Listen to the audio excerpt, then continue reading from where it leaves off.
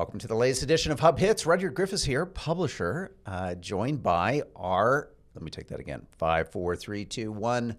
Welcome to Hub Hits. Rudyard Griffiths here. Well, we're going to check into the big event that's going on in Canada now. That is the Calgary Stampede. And to walk us through the first week or so of proceedings and talk to us about what this remarkable event means for Alberta, a real pleasure to have on the program Ryan Hastman. He's the host of the Hub's new Alberta-focused podcast, Alberta Edge. Ryan, good to see you, but where the heck's the cowboy hat, my friend? I thought you guys had these things stapled on your head during Stampede.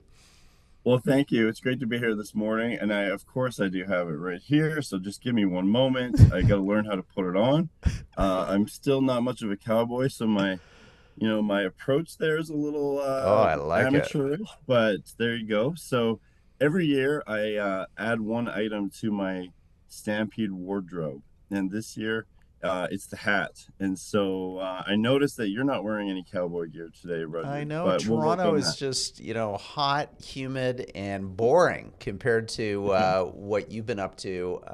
5 days. I understand you're recovering. You still got some time to go with the Stampede. But in all seriousness, Ryan, just how big a deal is the Stampede? I mean, I guess we know it here in the East as a kind of rodeo show. Maybe we know it as something place where you can kind of get some great music and fun, but it's something more than that, isn't it? And it just seems to get bigger and bigger year after year.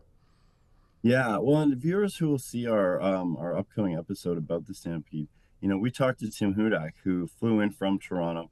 He doesn't like to be called as someone from Toronto, but, an Ontario perspective. And this is what we talked about. It is really an amazing event.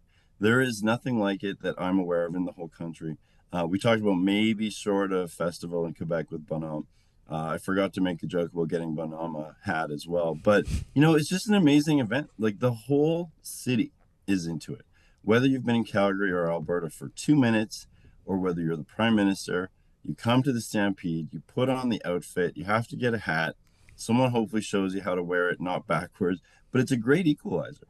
And so from a cultural perspective, all around the city, you go out to strip malls way out in the suburbs, and every community is having a pancake breakfast. Lots of companies, lots of charities, everyone has something. And then you go into downtown and the whole city is just going absolutely crazy. The traffic is crazy. You can't get anywhere. Ubers take 3 times longer than walking, but the energy is just amazing. And everyone is there, so in the sort of political government relations channel, it's the place to be. But even in every other industry that I can think of, there's lots of events, lots of networking. Everyone's in a great mood. We all look like this, so nobody feels silly. You would actually feel silly, Rudyard, showing up the way you are today without cowboy gear. Yeah, here. And what does it mean, in a sense, for the province as a whole? Is this like celebrating Western culture? Is those things of like showmanship, of horsemanship or horsewomanship? Let's be equal opportunity here. Those things are genuinely important, right? Like there's a kind of pride in craft, and a lot of that craft may be well removed from the reality of people living in downtown Calgary or Edmonton. But there's something here, Ryan, that's more than just a kind of nostalgic hearkening back to a past that no longer exists. Yeah, it's about a spirit. Leanne Bell had a great piece the other day in the Hub about this. It's really, of course, most of us don't ride horses and rope cows and cattle and things like that. But it's about the spirit of Alberta. It's about the frontier and the energy that you come here. And even if you don't know anyone, even if you've never worn cowboy boots, it's a metaphor. You can be the same as everybody else. You can jump in and be part of it. And so what it really is a celebration of the spirit of Alberta and the energy, that thing that you've been talking about on the Hub for over a year, of just the go-getter. And everyone is here to have a good time, but also to connect with people. There's a lot of expense accounts being run up these days at Stampede. There's a lot of business value. You will have conversations with people who you might not see otherwise, you might not meet otherwise. And it's been something that's just been a really good catalyst for all of that business activity. Also, when you're in downtown, you see the growth. Calgary is just absolutely just growing like crazy. And, to see it on our show the other day, you could look down on the hill and viewers may see that you can see where the new Flames Arena is going to be. And you can see the Stampede grounds and towers and cranes and just the energy. So it's a really important event. It's also just really fun. Families go down, they go to the Midway, they eat deep fried pickles, they do all that stuff, which we talk about in our episode. So whether you want to go there to meet with other fancy people and exchange fancy business cards, or you just want to bring your family to have some cotton candy and watch a rodeo, it's either way is good. The other question I have for you is, have you ever actually seen chuck wagon races, or what I have. I have been to the Calgary Stampede. It's been far too long. Yeah. But yeah, that is dramatic. That is fun. It's dangerous. Wow. There's been some Very controversy dangerous. around it over the last while in terms of animals getting hurt. What's your take on that's that? part of it too, though. The husbandry, like the folks who do rodeo, it's kind of a metaphor for Alberta, actually. The folks who do rodeo care as much about the animals as any activist coming in from Vancouver or Montreal. And it's a celebration of it. There is risk, but it's a reflection of the frontier, of the real cowboys who had to come out and settle, and there was no safety ropes, there was no safety net. Yeah. And so, it's a great metaphor.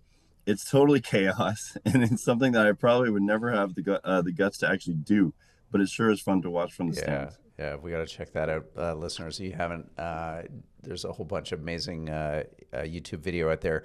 Just finally, Ryan, politics. It's a big part of the Stampede. We had Mark Carney there. You've got your premier, Danielle Smith. Pierre Poilievre gave a pretty hard-hitting speech, pretty critical speech of Carney and the Liberals. What was your take on that? Like, are people open to politics at the Stampede, or is it kind of like, we're supposed to let bygones be bygones. We put down our swords and, we pick up a beer? A little bit of both, but mostly the latter. So I was at the Pulver barbecue, and it was great. But I also attended the NDP pancake breakfast, the Liberal Party pancake breakfast.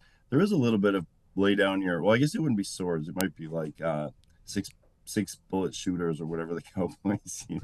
And so it's definitely an opportunity to mix and mingle with other parties. You definitely run into everybody. Everybody has to be there. And so, I think people do set aside partisan politics, but it is very active for the political class. So if you're a government relations person, or if you are elected, or you have something that you want government to pay attention to, the Calgary Stampede is the place to be. I mean, these parties that basically all of the big national GR firms put on are just unbelievable. And you can go around and you can meet MPs, you can meet MLAs, ministers, mayors, everybody all in one place. And so it's a very important political event. Yeah. And, it was really interesting last year when Prime Minister Trudeau didn't show up. He got more heat from not showing up than I think he would have gotten credit for being there. Yeah. And Mark Carney's reception, it looked like looked like it was positive. It looked like not bad. Yeah. I mean, he's an Edmontonian like me, so we're all kind of pretending. But he had a good moment with the donuts where he ate one from some guy in the crowd. That was pretty charming. I think his hat was on the right way most of the time. Actually, he didn't wear a hat, but I think he looked okay. We've had, of course, in the past, Premier Notley had a hat issue. I hate to criticize the former prime minister, but Stephen Harper had a little bit of commentary about his outfit one year. So it's almost like a fashion show. And, you got to feel bad for these politicians because you really do have to dress in the gear. And if you don't have someone to tell you how to look or how to do it, it would be pretty tough to get the look. Viewers will watch our episode of Tim Hudak and note that he's really nailed it. So either Tim has a good cowboy sense or someone's working with him. He's got a styler. But I think Prime Minister Carney did pretty well. Excellent. Well, Ryan Hastman, our intrepid man on the ground in Alberta, doing all things Alberta for the Hub, is the host of our new terrific podcast, Alberta Edge, bringing you the kind of story of Alberta, economics, politics, culture, and identity. Ryan and his producer, Felice Chan, do it all. We urge you to check out that podcast on our podcast feed. Thanks so much, Ryan, for coming on the program. Thank you. I'll tip the hat and say Yahoo. I love it.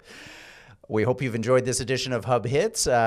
Please leave us a review. We always appreciate people providing comments and feedback on our podcast. We read them all carefully. If you're tuning into this on our YouTube channel, I hope you've been kind to Ryan in the comments. But come on, hang around, subscribe, click on that little notification bell, and you'll get the next Hub video sent to you as soon as it's published. I'm Rudyard Griffiths, publisher of the Hub. Thanks for watching, and thanks for listening. Bye-bye.